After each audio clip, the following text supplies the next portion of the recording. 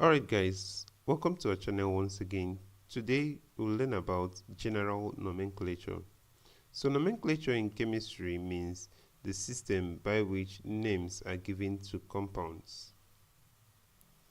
So we know that due to the existence of millions of organic compounds, there is an eminent need to identify organic compounds in specific names, hence the general rules for naming organic compounds. So the earliest known organic compounds were actually named from their sources. For instance, the formic acid is named from Formica, which is an ant. Hence, organic chemists soon realized that this will lead to memorizing of several thousands of names. So the Chemical Society of different countries operated in developing the sets of rules for naming compounds. This society is the International Union of Pure and Applied Chemistry, and their rules are called the IUPAC rules. So let's quickly go ahead and discuss this. So the basic principles that must be followed or that must be observed while naming organic compounds are as follows. 1. Identification of the parent hydrocarbon chain. Now the parent hydrocarbon chain is the chain with the maximum number of substituents, multiple bonds, and maximum length. So 2. Identification of the parent functional group. So for organic compounds with more than one functional group, the group with the higher priority is given the parent name, while the rest are substituents. Identification of side chains. These are carbon chains that are not in the parent chain. Next, identification of the substituent functional groups. Now this refers to the functional groups which are not the parent functional groups. IUPAC rules require that the names of substituents be assembled alphabetically. When two or more groups are on the parent chain, each of them is named and located by a number. So next, identification of double or triple bonds. And then finally, numbering of the chains and substituents. So I'll go ahead and give you the prefix names for number of carbon atoms in each organic compound. So when we have just one carbon, it is named with the prefix met. So example is the methane, which is CH4, just one carbon. When we have two carbons, it is named with the prefix ate. So an example is ethane, which is C2H6, which can be written also as CH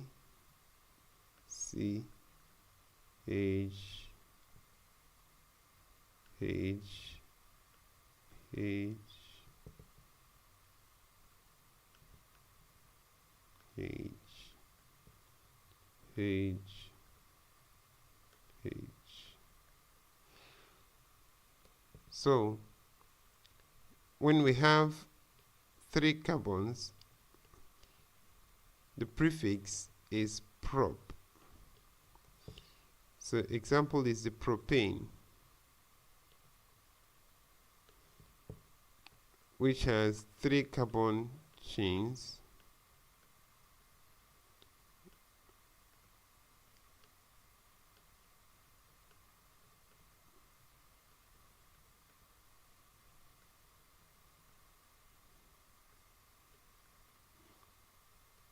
which is also C6C3H8.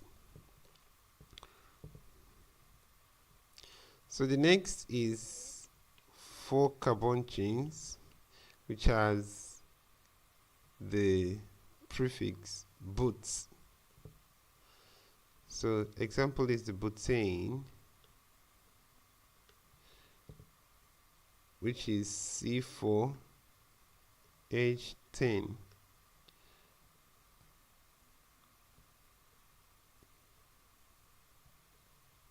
You can also write it as 1, 2, 3, 4, and then add the hydrogens.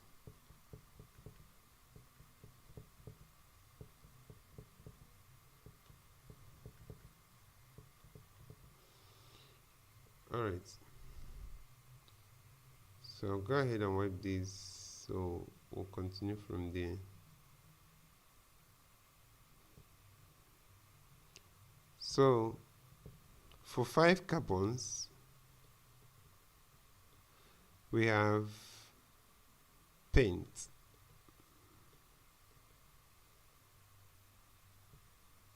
which is 1, 2, 3, 4, 5.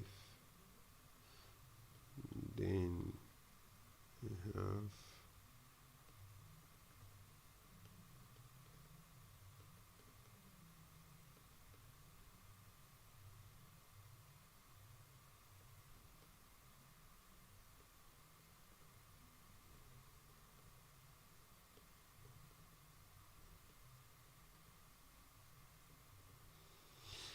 so for 6 carbons, I have hex as a prefix. So this can be written as C6H14, or you can still write in this form. When I have 7 carbons, I can have the prefix hept. And then 8 carbons is oct. Example is octane. Octane. Example of this is heptane. Example of this is hexane, which is this. This is pentane, which is this. This is for 9C, I will have none, of which an example is nonane. And then for 10 carbons, I will have dec.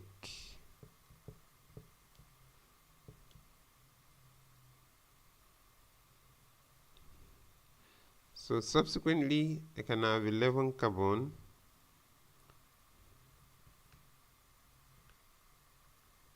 which is on dec. I can have 12 carbons, which is dodec. So this is how you basically add prefixes to your naming of the naming of your compounds, depending on how many carbon chains you have within. Alright, so let's wipe this and go ahead with the next. So if I want to name substituents, for instance, the substituent NH2 will be amine. The substituent OH will be hydroxy. Will be named as hydroxy. The substituent NO2 will be named as nitro. So the substituent SH will be named as mercapto.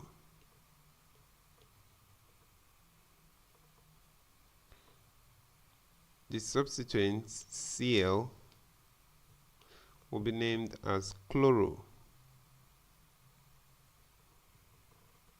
So the substituent ELF will be named as fluoro. The substituent Br will be named as bromo. The substituent I will be named as iodo. So the substituent 6,6H5 will be named as phenyl. So when you have O double bonded to C, to the carbon, you call that oxo. So let's take note that O is usually double bonded.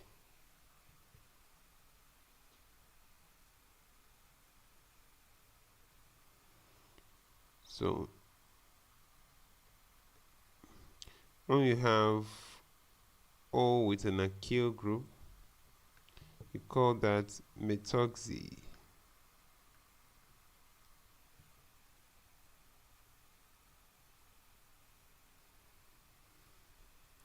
So this is basically the major substituents we'll be working with. So it will be of importance that you memorize all these. You have NH2 as amine, you have OH as hydroxy. When you are naming as substituents, you have NO2 as nitro, you have SH as mercapto, you have Cl as chloro, you have fluoro, you have bromo, you have iodo, you have phenyl, you have oxo, you have methoxy. So these are the substituents you need to memorize. So let's quickly go over to the next, which is listing all the substituents according to their priority. So we have the functional groups or the substituents according to their priorities. All right. So over here, we'll go ahead and list all the functional groups according to their priorities. So if I have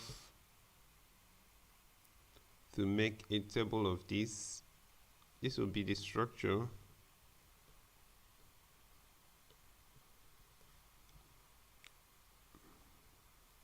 And then this will be the name. Alright, so the first is the onium ion, which is NR3.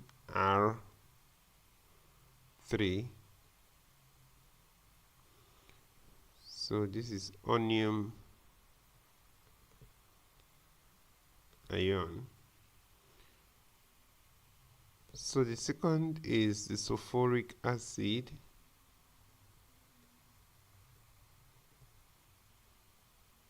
The sulfonic acid.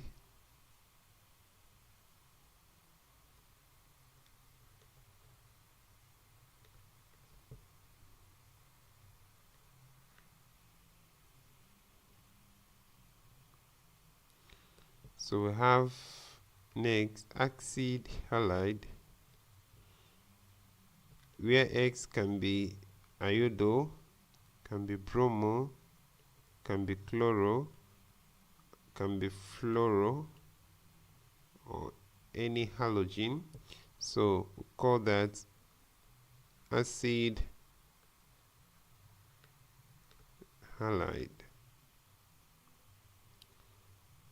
So we have the amide, which is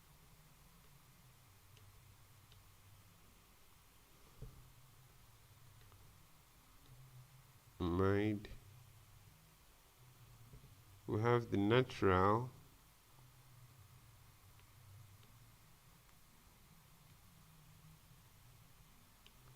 the nitrile,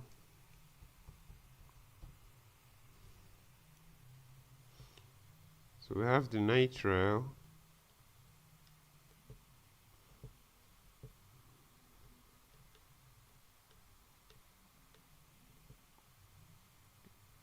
which is also cyano,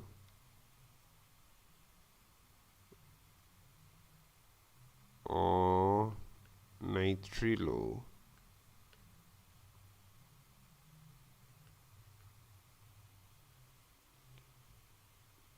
We have next the aldehyde, which is CHO.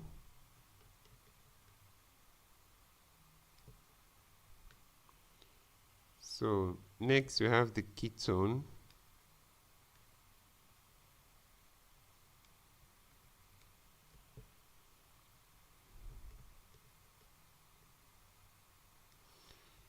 so let's go ahead and wipe this.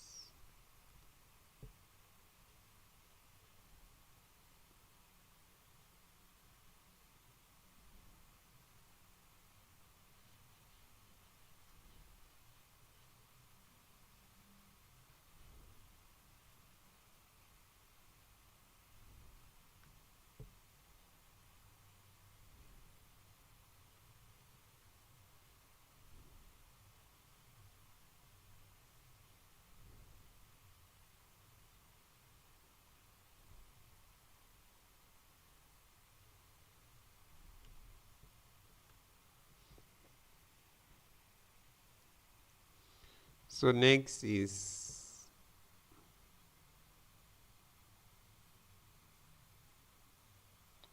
the phenol,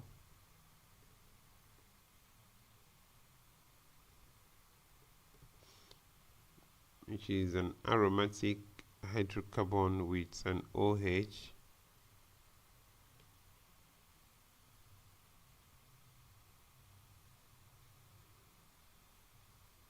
So the next is an alcohol, which is an alkyl group with an OH.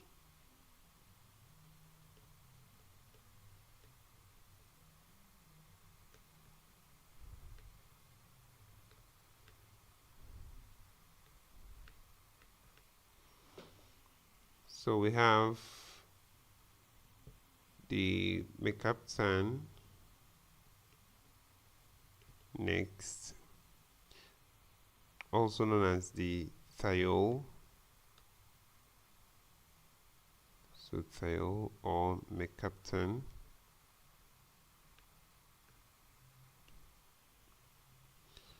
So the next is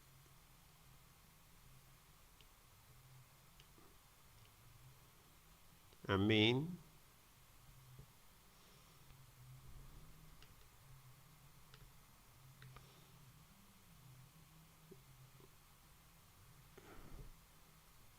which we can also name as an amino. So next we have the double bond alkane,